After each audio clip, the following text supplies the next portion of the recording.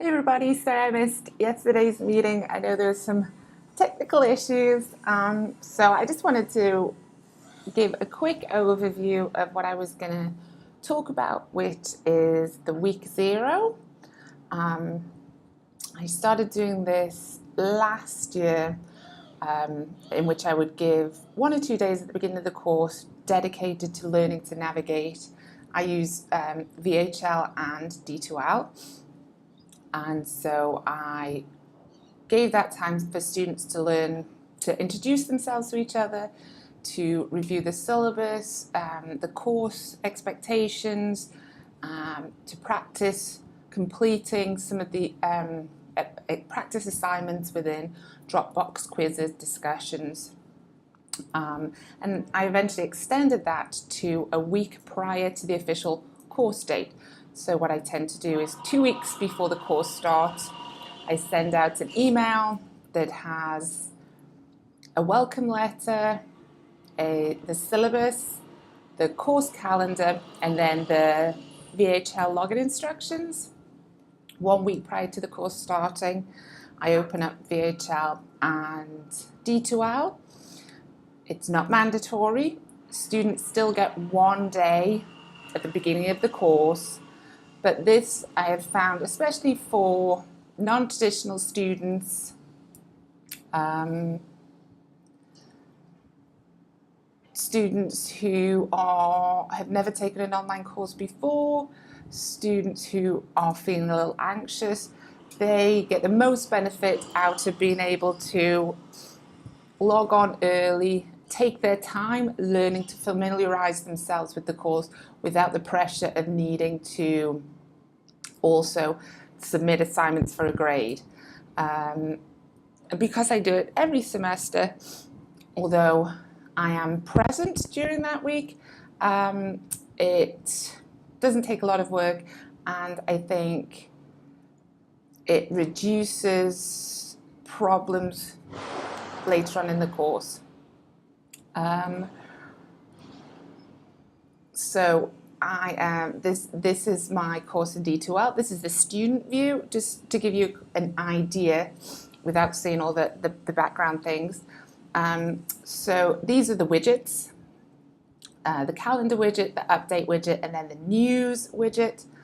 And all this is, the updates are anytime that there's an email, a quiz closing, a Dropbox closing, discussion closing, anytime there's discussion posts, we'll update here. And then this also tells students, also if I give them feedback, it's going to post an update. This news calendar, I have this pot one, I just copied and pasted from the document, the course calendar, which is a Word document. And I just paste in a week at a time, and I have it pop up every Monday at 8:01. So students can see, right, this is what we're going to do this week. And this is everything for the week zero. So this is from the summer course that I taught. And it's what they need to do. I also have this is what you need to get started. A little information about the course. We go to content. This is where I house, again, I have the week zero. It has the course calendar, a general overview, all the things that they need. And one of the great things about D2L is you can track students. You can track not only can you track where they go and how long, if a student says, I have no idea what this course is terrible, I don't understand anything, you can go and look where they've been. So if you can look and see you've not clicked on any document, you've not read anything, you've not spent any time, or you've only spent 30 seconds looking at this, what I need you to do is go back and actually read through all these documents, and then if you have problems, come and ask me. Also, you can tell where they are in the world because their IP addresses are logged every time they log in. So if they say they've been really sick, and then you look at the IP address and it says Costa Rica. You say, but what you can also do, so there's two, you can create a single sign-in, so students don't have to jump between VHL and D2L. There's two ways to do it. You can create VHL as an external link. So this is where it would pop up as a tab. So you create the link there, they pop up. When you do an external link, you can't track it. So if we go back, so that's the link set up as an external link. However, it can also be done as an internal link. And so now Portales is within D2L, and you can see how long students spend there. Now, I know that's a feature of VHL anyway. You can see how long they've spent there. But it creates a single sign-in, so that stops the jumping around. But also because I link VHL through D2L, students can access it easily within, everything's contained within course content. So apart from having all the information within content in my week 0, they do, this is worth 1 point. And basically it's an overview of everything they need to do, the rubrics, and then how to submit it. They also have a quiz. So this is a prueba de clase. And if anybody wants to copy anything that's in this course, absolutely feel free to.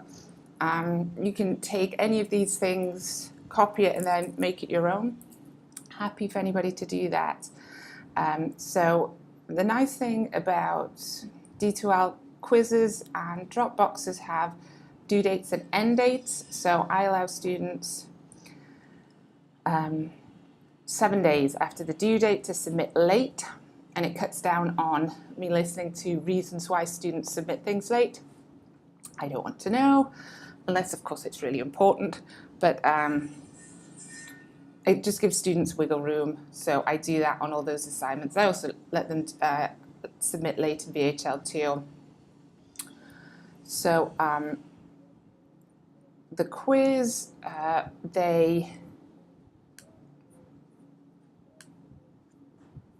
me see if I can do because I'm in. What the quiz does is it asks students to, because it's, what I can quickly do is show you it as, because the end date's passed, so if I go to quizzes and then we'll preview it. The first thing I have students do is they have to choose what grade they're going to earn, so A, B, C. Then I ask them what 5 detailed actions will they take to ensure they earn that earn that grade. Because I want students to start thinking at the very beginning of the course. It's one thing to say, I plan on earning an A. It's another thing to write down how students are going to go about doing that. So I want them to start thinking very early on, what do I need to do in order to ensure this? I say specific and detailed. If students put, I plan on being organised, I actually have a response that says, what does this look like? What does being organised look like in practical terms? And I give them an example. I will be organised. I will log in every day. I will dedicate 5 minutes to checking discussions, 30 minutes to studying the grammar, and then 30 minutes to working on one assignment. That's what it looks like. What I have also is a Word document. It's got it's about 60 pages long, and it has feedback. and it's generic feedback that over the past, I don't know, decade that I've been doing this, you get a lot of similar answers. So I have some generic responses so that I can copy and paste detailed feedback and comments. Sometimes I edit it a little bit to better fit the student's response, but because you see a lot of the same comments from students, it's easy for me to copy that over so students are getting lots and lots of feedback. So right from the beginning, I give them feedback on this because I want students to really, you really think about practical ways of how they are going to be successful. It needs to be specific. And then there's all these true-false questions, and it's basically, have they gone here? Have they read this? You know, or do they understand about due dates and how to submit and how this works? So that's basically it. So that's my week 0. I don't know whether he talked about the +1. There's a guy called Tobin, who I went to see. He's really good. He advocates universal design. The one thing that I really like about that is every student should have the same chance for success, whether you have an IEP, whether you have a disclosed or an undisclosed learning difficulty. It doesn't matter. Students shouldn't need to, obviously there are cases where students need to disclose their disability because something in the course needs to be changed, but the course should be as accessible to everybody. And he talks about making one change every semester, which I really like. So when you think about creating in D2L, it can be overwhelming to think there's all these things that I can add. And he advocates to make one change. So if you wanted to do, maybe I didn't do discussions. So you could add a discussion in the fall semester. This is my discussions. So I have where they introduce each other. I respond to every student. This is I think this was a cross-linked. Yeah, so this was my cross-linked course. Yes, so it had 2 sections in. So I think I had 34, 35, I can't remember, students in this course. So students post their welcome, and then I respond to everybody. This is where they can ask questions in English, not very many questions. And then this is where they submit a practice. They can submit a very short audio, because that's when they go to Lección 1, they have to submit their audio. And the audio is, I can show that. So this, you probably recognize, this is actually taken from VHL, from the resources. This is the audio, and all they're doing is uploading it to Pronunciación.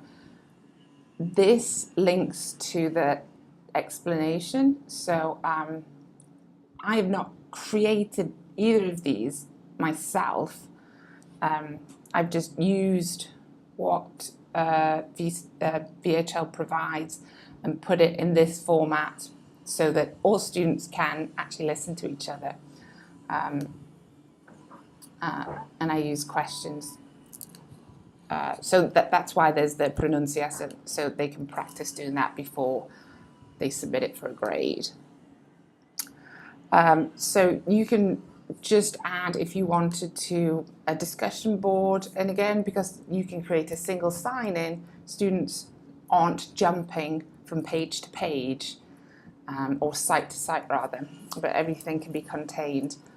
And so each semester you can add in the content. And again, if you wanted to take everything that I have here and put it in your course and then adapt it to make it fit your course, please, you're absolutely welcome to do that. There's no reason why you need to reinvent the wheel. And then you can make one change. So even though I have everything in my course, for example, the pronunciation, this I only started doing 2 semesters ago because I had a few students that had difficulty recording. They didn't know which software to use, missed the deadline because they were having problems uploading, and I said, would it be beneficial to have this during our week 0? And several students said yes. I thought, I can't believe I've not thought about it before. So I added that. So each semester I also add one thing, or not necessarily add, but I make one change. Thomas Tobin says, when looking back on your course, what did students have the most questions about? Where did they get stuck the most? Where did they need the most clarification? Where did they have the most problems? Think about those and then go to that, either instructions, assessment, and see what change you can make to make it clearer or better. So that's what I do each semester. Anyway, if anybody's got any questions about any of this, or I'm happy to help or work with anybody one-on-one about using D2L and creating within D2L. It's a really great resource.